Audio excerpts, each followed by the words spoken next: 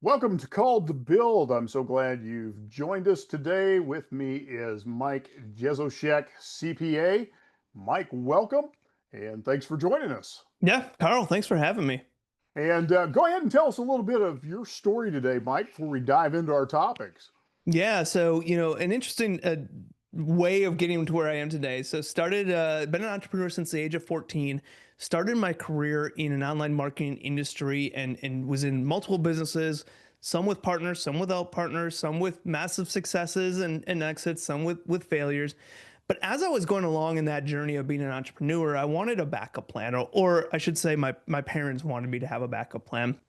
And so ended up going to school for an accounting degree. I got a CPA and ended up moving into the finance side of those online marketing companies that we were in. Fell in love with that accounting and bookkeeping side of those businesses. But eventually we had a business where there were 7 partners in one company, and we were all really good at certain things, but never not the same thing. And so instead of trying to continue to pull a company in multiple different directions, we said, hey, why don't we go out and do what we do best and start our own organizations for that? And so that's a point in time in 2013 that I started a digital accounting firm focusing on bookkeeping for small business owners. And along that journey of running that accounting firm, I started to see the frustrations that people had around tax, where they just could not get good tax advice or straight answers on the tax advice. So I eventually started to dig into it on my own and learn these things so that I could help my clients out in those areas and fell in love with this idea of tax planning and tax strategy. And eventually, about 8 years ago,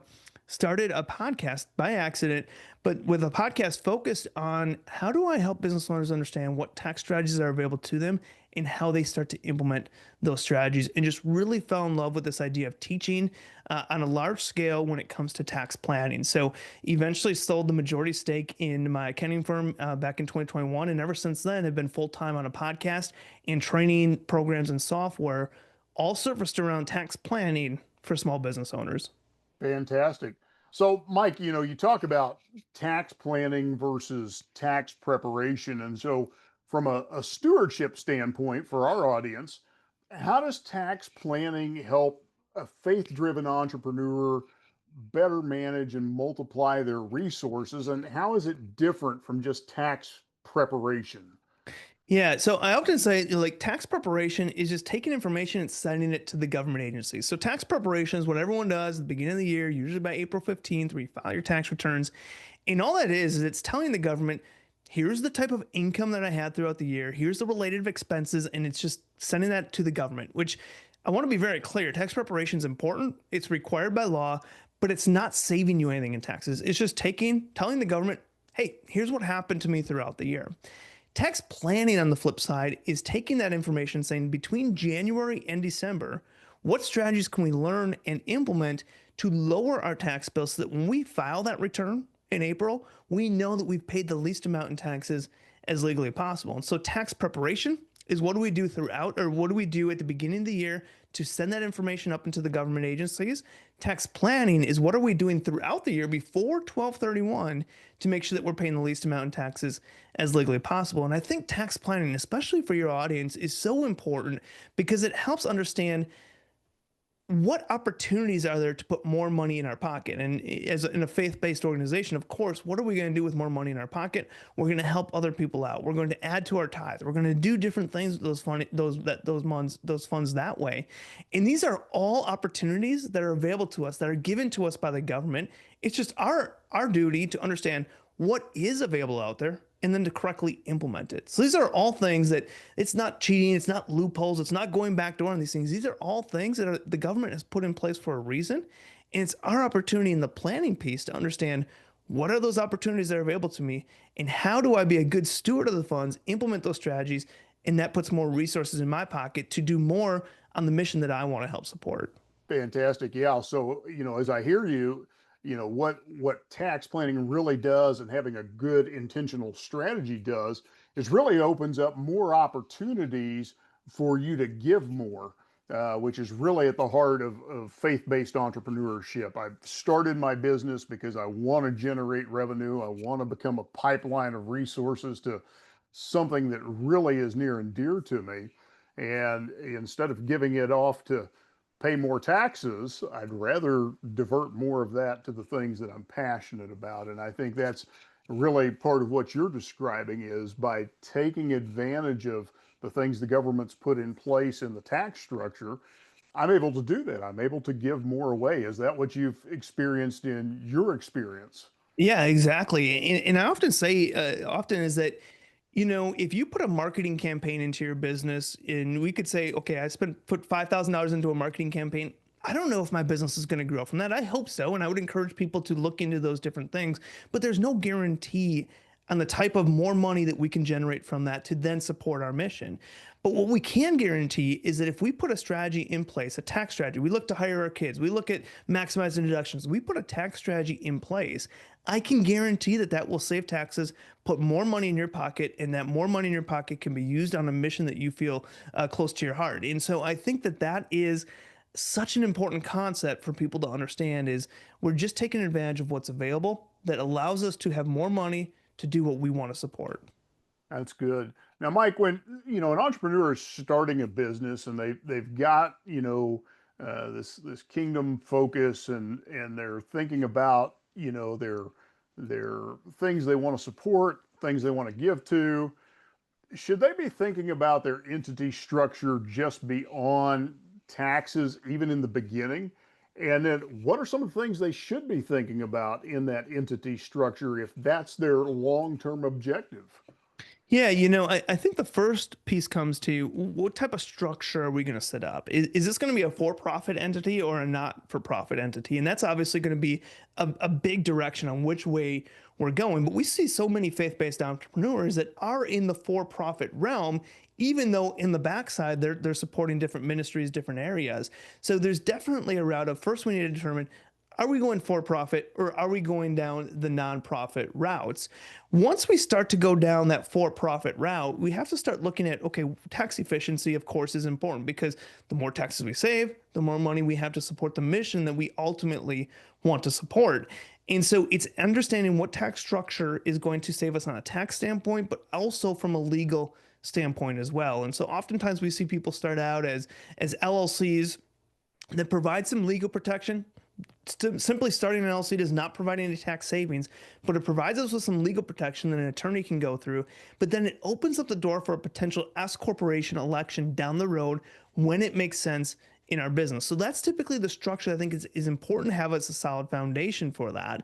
But then when we look at from a legacy standpoint and from a faith-based standpoint, we also want to look and think about exit planning. What does the exit planning of that structure look like? Do we plan to sell this down the road? Do we plan to give it to our children down the road? Or is there another route that we want to think about? And that's something we want to be thinking about from the foundation. Now, of course, and you and I both know this, things change. So we might say, here is our planned plan of action, but it might completely change it. And that's okay. But having a solid foundation for that is important. And the other thing that we often see in small business owners is having a revocable living trust that can help own that LLC or that entity structure that we have set up, especially if we're in the for-profit range. And that trust is going to show in the event of our deaths, what is going to happen with not only that business, but everything else we have in our life, but specifically that business, which could be the major income generator of our family. What's going to happen with that? And are we bringing in a church as a recipient of that or some other ministry that we want to help support as a recipient of that when it comes down to that point? So a lot of different planning around entity structuring. The biggest thing that I say for most small business owners is once you have an entity that you or a business that you are solid on starting, get an LLC opened up. It creates that liability protection for you, but also opens up the door for a potential S corp election down the road, which can help minimize the amount that you're paying in self-employment taxes.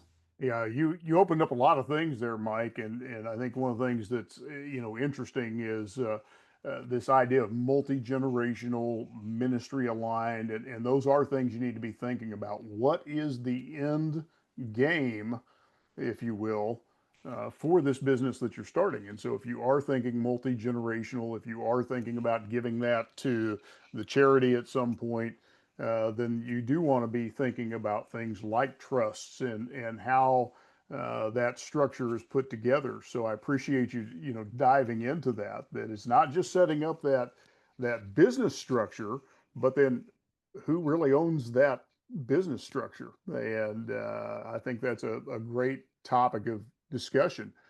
Let's kind of take this another step forward, and that's deductions. And so part of stewardship is making sure that you give to Caesar what's Caesar's, and give to God what's God's. And so, in this stewardship structure, how can you use pre-tax strategies to improve the business's financial health, but then also make sure you've got more to give away to fund the things that you're passionate about? Yeah. So when I think of pre-tax versus after-tax spending, I like to give this example of a W-2 worker. So if you're a W-2 worker, you don't get business deductions. So you get your gross wages or your gross income from your W-2 job. Your employer takes all these taxes out, and then you get your take-home pay. And that take-home pay is what you gets deposited into your bank account, and then you go out and do all the spending with that take-home pay and you giving and everything else that you're doing. And I do consider all of that after taxes spending. That's all spending that's been done once those monies that the income that you earned has already been taxed. But if we flip the switch and look at it from a business owner, we have our sales or revenue, and we have all these expenses that go into our business, which brings us to our profit. And we get taxed on the profit of our business. So any spending that we do inside of our business is considered pre-tax spending. That's money that's being spent prior to it being taxed. And so the goal as a business owner is to say, how do I take after-tax spending that I'm going to do anyways, but instead of using after-tax dollars for it, how do I move it into pre-tax spending and get a tax deduction for that spending that I want to do anyways? And so this is kind of culminates around this idea of maximizing deductions that I often talk about. And so many people, when they hear the word maximizing deductions, they think, go out and buy something I don't need simply for a tax deduction. It's not anything I need. So go and buy a new truck and get a tax deduction for it for our business. So go out and buy a new piece of equipment that we don't really need. The piece of equipment we have is doing good, but go out and buy a new piece of equipment that we don't need for a tax deduction. And so I flip the script on that concept and say, okay, instead of needlessly spending money on things that we don't really need, how about instead first we look at those spending that we can do that we can move from after tax spending into pre-tax spending, take spending that we're going to do and get a tax deduction for it instead inside of our business. Now, of course, if you need a new truck, if you need a new piece of equipment, if you're opening up a new line in your business and need those things to help your business, let's take advantage and let's do it in a tax efficient way. But let's not just spend money to spend money for a tax break. Because if we spend $100 and we're in the 22% tax bracket, we save $22 in taxes, but we're still out $100. And so the net result is we got whatever we bought on a discount, but it's not, we're still money out of pocket. And so I'd much rather see people take it, move after tax spending into pre-tax spending, and then take that additional money that they got from that and use it to build out on the mission that they're dear to their heart. That's good. Now, Mike, when we talk about taking every deduction, some people might be concerned about integrity and transparency. So, how do we maintain those things when we're taking all of those deductions? Yeah, so we often talk about how the tax code was written the way it was for a reason. At some point in time, there was something that passed that wanted to be done, and that's why it's in the tax code. And so the biggest thing when I talk about maximizing deductions is we can take any strategy and abuse it, right? And we can take any strategy and make it illegal. But the important thing is understanding what strategies are available to us and then how do I implement it correctly according to code? And so that's the understanding of learning the tax strategy and then correctly implementing it. And so we can look at things like home office, maybe it's automobile, maybe it's meals, travel, technology type expenses, or setting up a board for our business or hiring our kids in our business. And all these are really good strategies and really good ways to move after tax spending into pre-tax spending. But we need to understand how to do it correctly because the code is very specific. All of these things are completely valid business deductions in the code.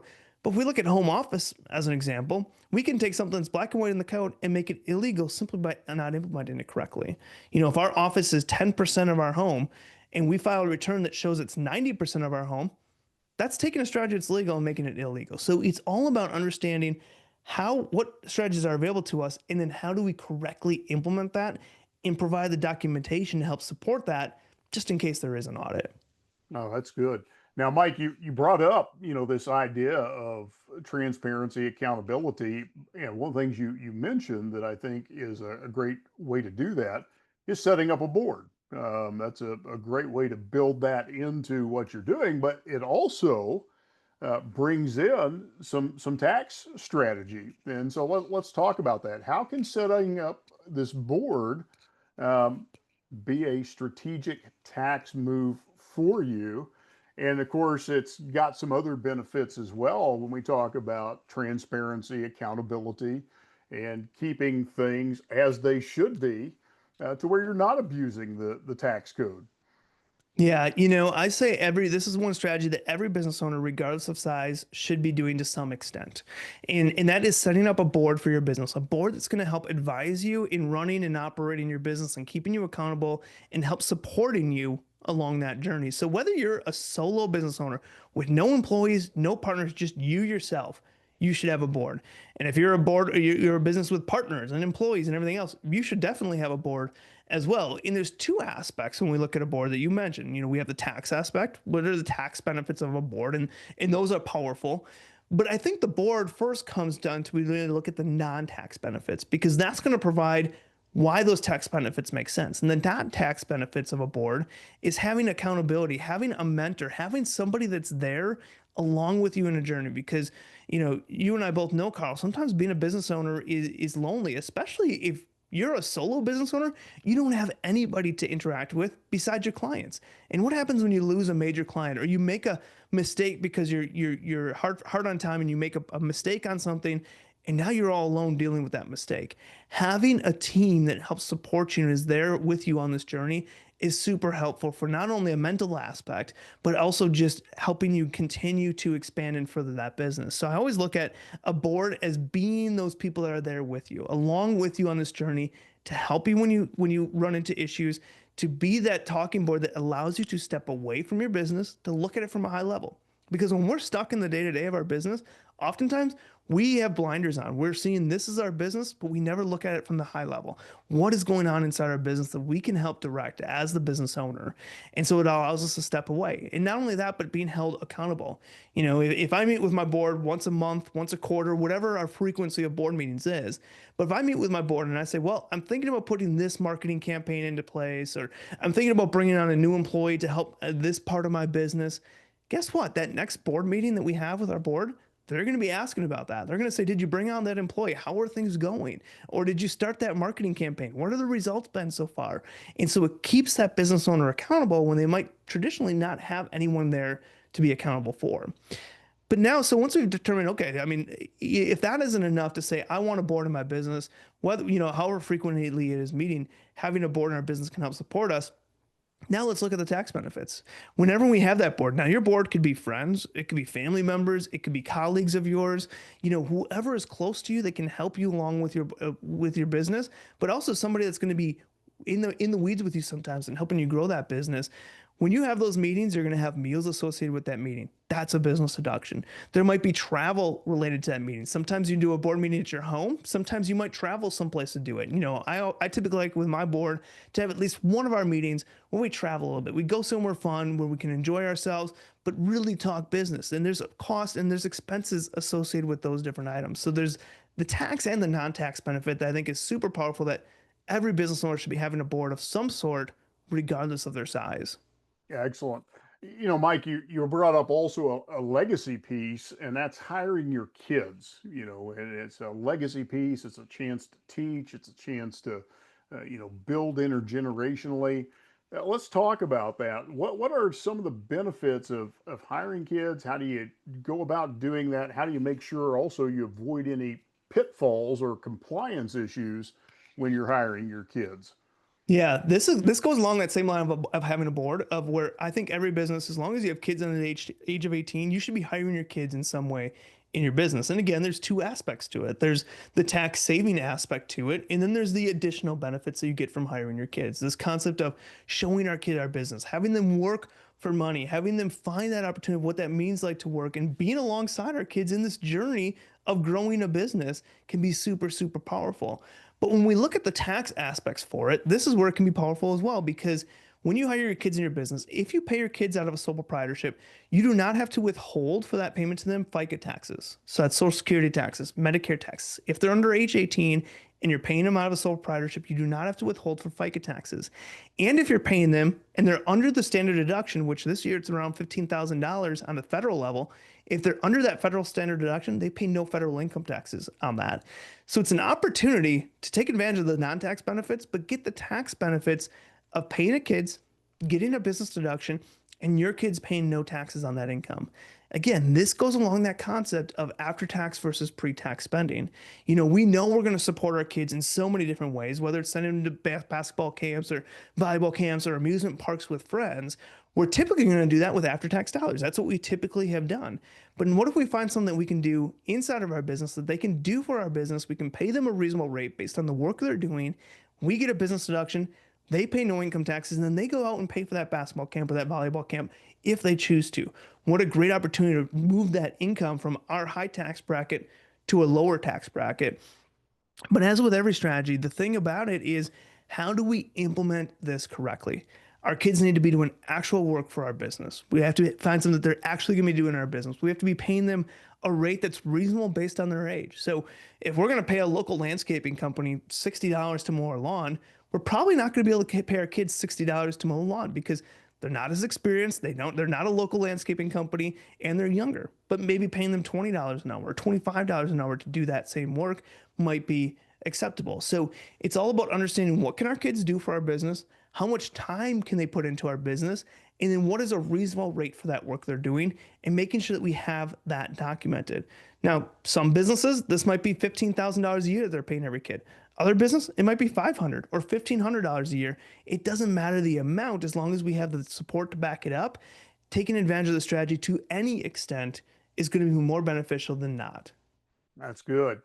Mike, one of the things that happens oftentimes with, faith-based entrepreneurs is they get a lot of information. They're always learning, they're listening to podcasts, they're going to conferences, consuming knowledge all the time, but they're hesitant to act. And so, what encouragement would you offer them to step forward boldly and start implementing some of these strategies so that they really can start moving the needle in their objectives of being a kingdom driven, supporting the mission causes, the things that they're passionate about, using their business to do it? How do they get unstuck, I think, is really my question, and out of learning mode? Yeah, and learning is so important. And so it's important to learn, but again, and I'm one that falls into this trap too, where you learn, but you're never implementing, or you're not implementing it to the extent that you should. I think the biggest way that I can say this is, again, we talked about earlier, if we put a marketing campaign in place in our business, there's no guarantee the results we're going to get from that. We hope our business will grow, and by doing that, we're going to have more profit, which we can then support the ministries that we want to support.